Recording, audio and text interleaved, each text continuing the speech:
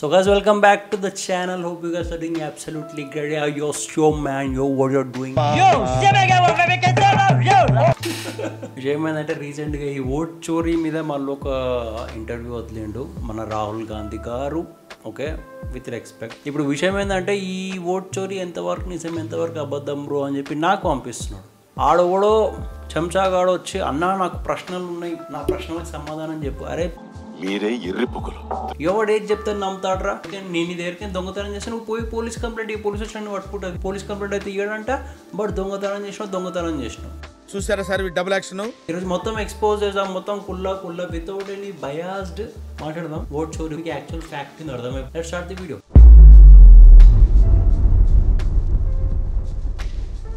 So actual Rahul Gandhi గారు start చేసిన vote చోరీ కంటే ముందు మీకు 2-3 రీసెంట్ చెప్పేస్తా. ఫస్ట్ వచ్చేసి మన ఇండియా హిస్టరీలో ఓట్ చోరీ అయింది నెహ్రూ టైం. ఇట్లా క్వశ్చన్ ఏంటంటే నెహ్రూకి ఎన్ని ఓట్లు వచ్చినాయి, సర్దార్ వల్లభాయ్ పటేల్కి ఎన్ని ఓట్లు వచ్చినాయి. సెకండ్ థింగ్, ఇందిరాగాంధీ 1971లో మాల్ ప్రాక్టీసెస్ చేసి మరీ ఎలక్షన్స్ గెలిచింది. ఆ ఇష్యూ మీద 1975లో ఆమె మీద కేసు పడ్డది. PM పోస్ట్ ని రిజైన్ చేయమన్నారు, రిజైన్ చేయకుండా ఎమర్జెన్సీ డిక్లేర్ చేసింది. On this day in 1975, then Prime Minister Indira Gandhi imposed emergency in India. 21 months ఇండియాని డెమోక్రసీ లేకుండా చేసింది, నరకం చేసింది. అమ్మాయి చేసేవన్నీ దేవుని పూజలు, దూరేవని గబ్బు గుడిసెలా. గుర్తుపెట్టుకో, నేను చెప్పే చేసి గుర్తుపెట్టుకో. ఓకే, థర్డ్ 1989 రాజీవ్ గాంధీ గారు ఇట్లనే అపోజిషన్ వాళ్ళు స్ట్రాంగ్ ఉన్నారు అని చెప్పేసి ఈ ఎలక్షన్స్ వద్దు, రిగ్గింగ్ అవుతుంది, ఓట్ చోరీలు అవుతాయి అని చెప్పేసి అప్పట్లో 1989 మోడల్ ఇది. ఈ మోడల్ ఎందుకు గుర్తు చేస్తున్నాను అంటే ఇప్పుడు ప్రజెంట్ దాంతో సింక్ అవుతుంది, గుర్తుపెట్టుకో. ఓకేనా? అంటే ఇప్పుడు ప్రజెంట్ ఓట్ చోరీ రాహుల్ గాంధీ గారు తీసింది మాట్లాడదాం. రీసెంట్ కాకుండా జస్ట్ ఒక నెల ముందుది. రాహుల్ గాంధీ గారు చేయమంటారు అంటే అలా చెంచాగాన్లో చేయమని ప్రశ్నలు వేస్తారంటే ఓట్ చోరీ అయ్యింది, కర్ణాటక మహారాష్ట్ర స్టేట్లలో ఓట్ చోరీ అన్నారు రైట్. ఆ విషయం ఏంటంటే ఇప్పుడు ఆ ఓట్ చోరీ ఎవిడెన్స్ల కింద ప్రొవైడ్ చేసిన డేటా ఏదైతుందో ఆ Maharashtra data CSDS head Sanjay Kumar అనే ఆయన రాహుల్ గాంధీకి ఆ డేటా ప్రొవైడ్ చేసింది. ఇగో మహారాష్ట్ర డేటా తీసుకోవాలి. ఆ మహారాష్ట్ర డేటా తీసుకొని రాహుల్ గాంధీ గారు ఏదైతే ఆటం బాంబ్ వేసిండో, రాహుల్ గాంధీ గారు ఆటం బాంబ్ వేసిన తర్వాత సంజయ్ కుమార్ ఆ CSDS హెడ్ ఎవరైతే ఆ డేటా ఇచ్చిండో రాహుల్ గాంధీ, ఆయన వచ్చేమన్నాడు తెలుసా? I'm sorry guys, data wrong, దాన్ని క్షమించండి అని అన్నాడు. This data was also put out on the day Rahul Gandhi was beginning another phase of his campaign. Would you admit? If they were drawing inferences from my data, definitely those inferences will be wrong. Yes, if they have used my data to just build a narrative, this was the wrong data. This was the wrong data means. ఇప్పుడు ఏమైతుందా, రాహుల్ గాంధీ గారు Maharashtra base చేసుకొని పెట్టిన allegations wrong. కుల్లా క్లియరా? Done. ఇప్పుడు ఇంకో issue ఏం raise చేసిండు, కర్ణాటకలో కూడా ఓట్ చోరీ అయిందని చెప్పి కర్ణాటక స్టేట్ కూడా చూపించాడు. ఇప్పుడు మహారాష్ట్ర ఇష్యూ తీసేయి, మహారాష్ట్ర ఫాల్స్ అయిపోయింది, పక్కకు పెట్టు. ఓకే, ఇప్పుడు కర్ణాటక మాట్లాడదాం. రాహుల్ గాంధీ గారు కర్ణాటకలో కూడా ఓట్ చోరీ అయిందని అన్నాక కర్ణాటక కాంగ్రెస్ లీడర్ KN రాజన్న ఏమన్నాడు తెలుసా? అరే ఇవన్నీ ఇప్పుడు ఎందుకు మాట్లాడుతున్నారు రా బై, మన కాంగ్రెస్ రూలింగ్ అప్పుడే ఎన్నో ఎలక్ట్రల్ ఓట్స్ రిజిస్టర్ అయినాయి, గప్పుడు సపోర్ట్ చేయలేరు, ఇప్పుడు ఎందుకు సపోర్ట్ చేస్తున్నారు రా మీరు అని అన్నాడు. అంటే ఆయన అర్థమైందంటే ఈ నంబర్ ఆఫ్ ఫేక్ ఓటర్స్ ఏవైతే రిజిస్టర్ అయినాయో, ఆర్ఎల్స్ ఎలక్ట్రల్ ఓటర్స్ ఏవైతే రిజిస్టర్ అయినాయో ఇవన్నీ మన కాంగ్రెస్ రూలింగ్ అప్పుడే చాలా ఎక్కువైనాయి, ఇప్పుడు ఎందుకు ఎత్తుతురా ముచ్చట అన్నాడు. అరే నువ్వు కొంచెం దూరం పోయి కూర్చోపో, అక్కడ కూర్చోపో.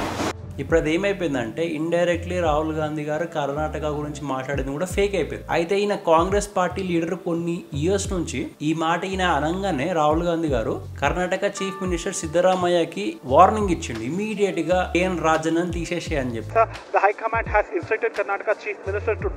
పాపం జస్ట్ ఒక్క స్టేట్మెంట్ వదిలినందుకు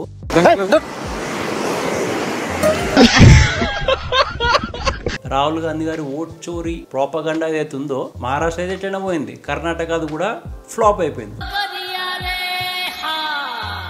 నువ్వు అట్లెట్లా స్టేట్మెంట్ వదిలిను, నేను ఇంత కష్టపడి ప్రోపగండా చేస్తుంటే నా కష్టం వృధా చేసినావు అని చెప్పి KN రాజన్నని తీపిచ్చేస్తుంది. ఇప్పుడు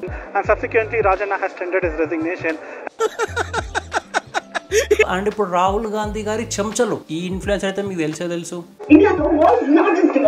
కావ్య. ఈ అమ్మాయి సేమ్ అదే మహారాష్ట్ర డేటా ఎవరైతే ప్రొవైడ్ చేశారో CSDS హెడ్, ఓకే, ఆ డేటా మీద రాహుల్ గాంధీ గారు ప్రోపగండా స్ప్రెడ్ చేశారు. ఆ ప్రోపగండా అబద్ధం అని తెలియగానే ఈ కావ్య కూడా ఇమీడియట్ గా సారీ చెప్పింది. అయిందా బాగైందా ప్రతిదానికి ఓవర్ ఎక్స్ప్రెషన్. ఈ కావ్య కూడా ఇమీడియట్లీ సారీ చెప్పింది. సారీ గైస్, నేను తప్పుగా మాట్లాడినా, నన్ను క్షమించండి. అయిపోయిందా? ఆల్రెడీ లీడర్ ఇజ్జత్ పోయింది. ఎందుకంటే ఎవరైతే ప్రొవైడ్ చేసారో డేటా సంజయ్ కుమార్ ఆయన వచ్చి చెప్పిండు కుల్లా అది ఫాల్స్ డేటా, సారీ నా వల్ల మిస్టేక్ అయిపోయింది అనగానే ఇప్పుడు రాహుల్ గాంధీ గారి allegation in regards to Maharashtra flop. అది ఫ్లాప్ కాగానే ఆ రాహుల్ గాంధీ మాటలు పట్టుకుని వాళ్ళ చెంచలు ఎవరైతే ఎగ్రీరో కావ్య లాంటోళ్ళు, కొంతమంది అక్కలు వచ్చి ప్రశ్న అంటారు, కొంతమంది వచ్చి మా క్రాంతి అన్న అంటాడు, వీళ్ళందరూ ఎర్రిపూలు అయ్యారు. అలా లీడర్ మాట ఈమె సారీ చెప్పేసింది. మరి వీళ్ళు కూడా ఇప్పుడు సారీ చెప్పాలి కదా, చెప్పారు. నోట్లల్లా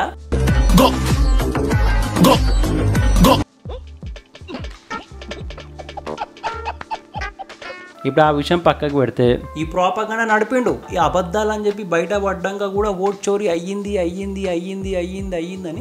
ప్రూఫ్లు ఉన్నాయి అంటే సరే రాబోయే ప్రూఫ్లు ఎక్కి అన్నారు పబ్లిక్. రాహుల్ గాంధీ గారు ఏం చేశారంటే ఆ ప్రూఫ్లు తీసుకొని ఒక వెబ్సైట్లో ఎక్కించారు 3 PDFలు. ఆ 3 PDFలు ఎక్కించినాక ఆ 3 PDFలు ఏడికేనా ఎక్కినాయి అని చెప్పి ఒక బీజేపీ లీడర్ ట్రేస్ డౌన్ చేస్తే ఆ 3 PDFలు ఎక్కింది మియన్మార్ నుంచి. Made in Myanmar toolkit was used by Rahul Gandhi. దాంట్లో ఏముంది బ్రో అని అనుకో, మియన్మార్ మన కంట్రీ కాదు. And more over Myanmar known for cyber fraud. అంటే మళ్ళా అదే అడిగారు ఇప్పుడు బీజేపీ లీడర్స్ ఏమని క్వశ్చన్ అడిగారు అంటే అవన్నీ కరెక్టే కానీ ఇప్పుడు ఓట్ చోరీకి నువ్వు సబ్మిట్ చేసిన ప్రూఫ్లు మియన్మార్ నుంచి ఎందుకు అప్లోడ్ అయినాయి, అక్కడ టైం స్టాంప్ ఎందుకు చూపిస్తుంది అంటే రాహుల్ గాంధీ గారు అది సిస్టమ్ గ్లిచ్ అన్నాడు. Congress on the other hand claims software glitch, no foreign link. Congress says అరే నాకు అర్థం కాని విషయం ఏంటంటే 3 PDF ఫైల్ ఎక్కేటప్పుడు సిస్టమ్ 3 సార్లు గ్లిచ్ అవుతుందా? సరే మూడు ఒక్కసారి ఎక్కించండి బ్రో అని అనొచ్చు. కరెక్ట్ ఆ 3 ఫైల్ ఎక్కించే టైంలోనే గ్లిచ్ అయిందా? అరే చెప్తే నమ్మేటట్టు ఉండాలి. ఇప్పుడు రాహుల్ గాంధీ గారు అయిన మిస్టేక్ దొరకగానే గ్లిచ్ అనేస్తుంది. మళ్ళీ ఈ ఎలక్షన్ దాంట్లో నేమ్స్ రాంగ్ పడ్డాయి, అడ్రస్ రాంగ్ పడ్డాయి, పెద్ద టామ్ చేస్తుంది. ఇప్పుడు గ్లిచ్ అనుకుని వదిలేచ్చు కదా, ఎందుకంటే 140 కోట్ల మంది డేటా అది. ఎట్లా గ్లిచ్లు అయితే అక్కడక్కడ 3 PDFలో గ్లిచ్ అయినప్పుడు 140 కోట్ల మంది డేటా దగ్గర గ్లిచ్ కదా అయితే అది కొంచెం అక్కడిక్కడ అట్లా అనుకుని వదిలేచ్చు కదా, వద్దాడు. ఇది పాత ఓట్ చోరీ స్పీచ్.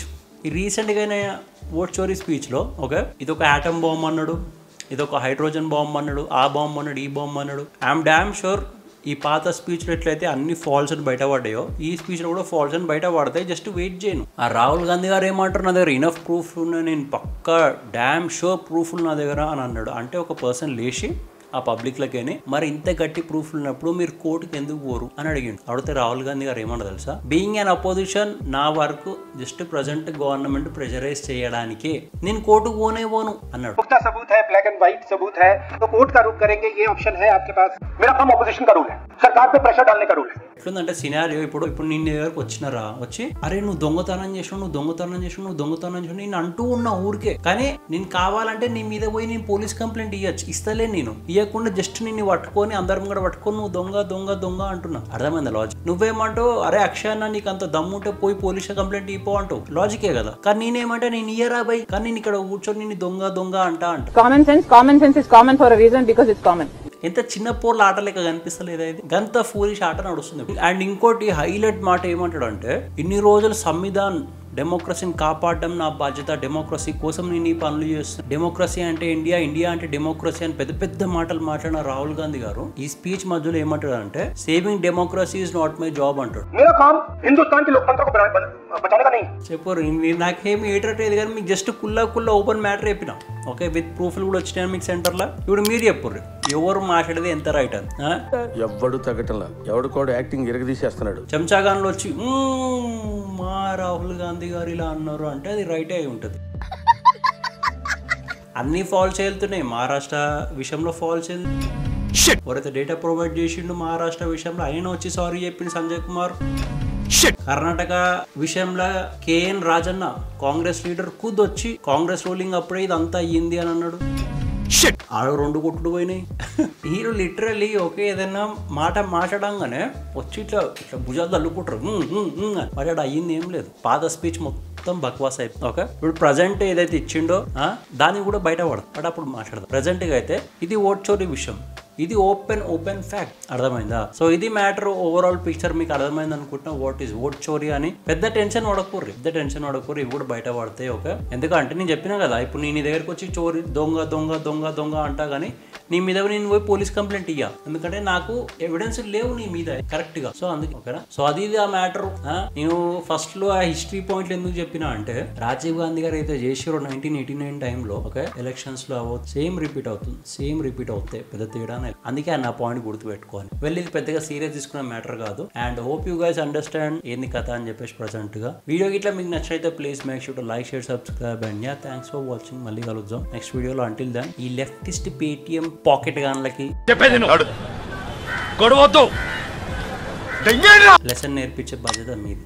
పొర్రి అని కామెంట్ బాక్స్లలో